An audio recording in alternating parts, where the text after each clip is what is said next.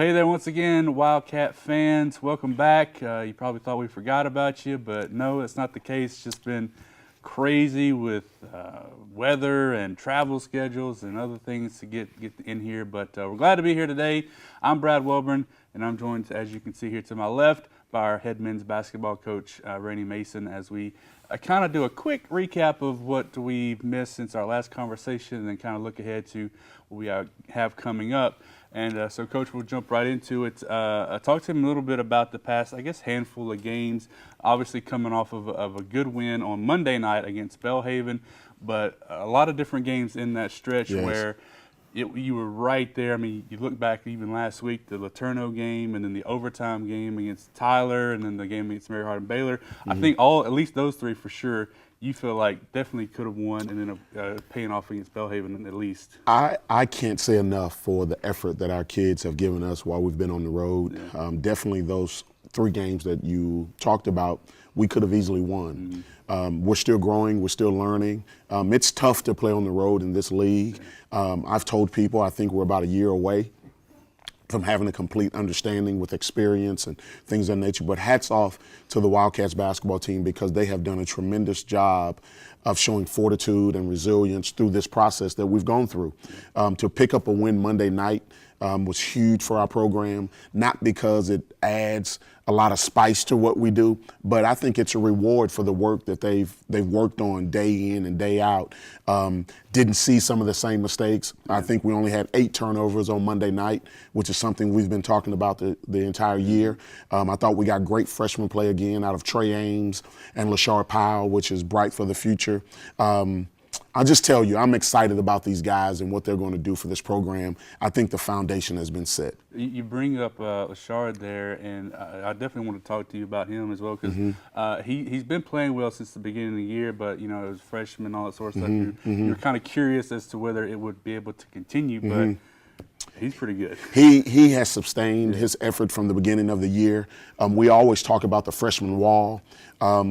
Little uncharacteristic of a basketball team to play as many road games as we've had to play and to go into different venues. And now people are scouting for him, and he answers the bell every time. We've got veteran players that have done tremendous for us this year also. A good point of who he is for our basketball team, it's 60-60 the other night, and we've got to have a basket, and we called his number, and he delivered. It's humongous for us to think that this young man has been as accountable as a freshman as any player I've probably ever been around. And then, you know, obviously we've talked about Devon. He continues to just do what he does. I mean, you said at the beginning of the year you thought he was probably one of the best big men in the conference, and he's proven that. I'd like to verify that. He is the best big man in the conference. He still needs to be more aggressive. He still needs to understand the level of play he has to play for an entire basketball game. But as far as his skill set and what he's able to do, he is pretty good.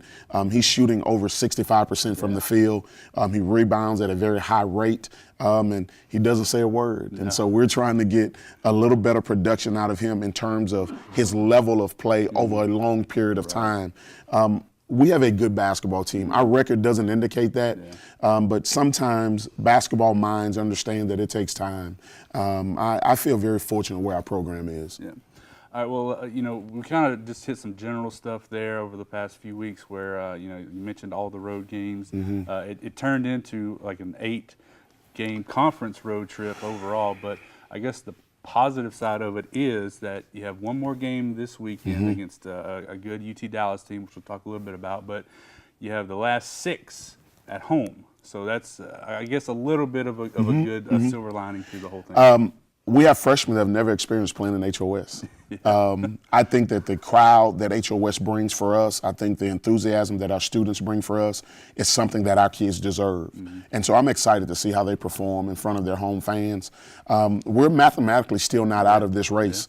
I think we are playing better. I think we're peaking right now. This team still can make a run. And so we're excited. We're going to work every day.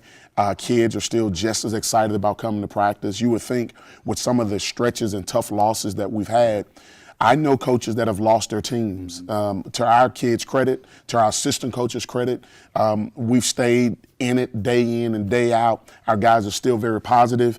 And so we're excited about being home those last 6. Yeah. I trust you when I tell you that. Yeah, talk about the game against Dallas a little bit. Obviously, a very, very tough opponent. American South Conference, one of the best conferences in the league, in the country. Going to UT Dallas will be a tough assignment. We have a game plan. I think our guys have shown great resilience in retaining those game plans. If we can get one there and then have to come back and play them at home the following Thursday, this race could get real interesting very quickly. And so we're excited. We've got to go back on the road. My guys are they keep their bags packed, and so we're excited to go. But it has been a good year in terms of watching young men grow.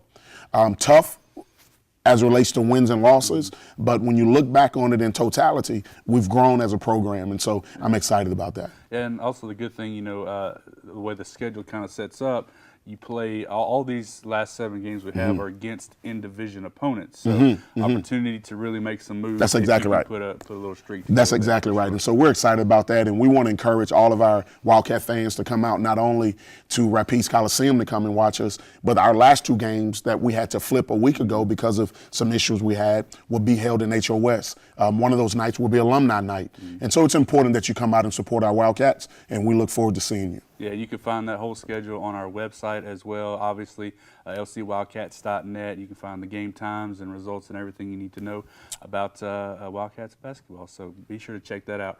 Coach, as always, appreciate you joining me again this week. Remember, teams will be on the road this Saturday, 2 o'clock tip-off for the girls, 4 o'clock for the guys. Live stream and stats and everything will be available on our website. And then get ready for 6 straight home games. 4 at the Rapides Coliseum, 2 at HOS, and it's going to be a fun last month of the season as the guys and the girls trying to fight for those playoff spots. So be sure to keep it locked to lcwildcats.net, our Twitter, our Facebook, all over the social media channels, and you'll be up to date on LC basketball. Coach, thanks again. I'm Brad Welburn. Thanks, Brad. We'll see you next time.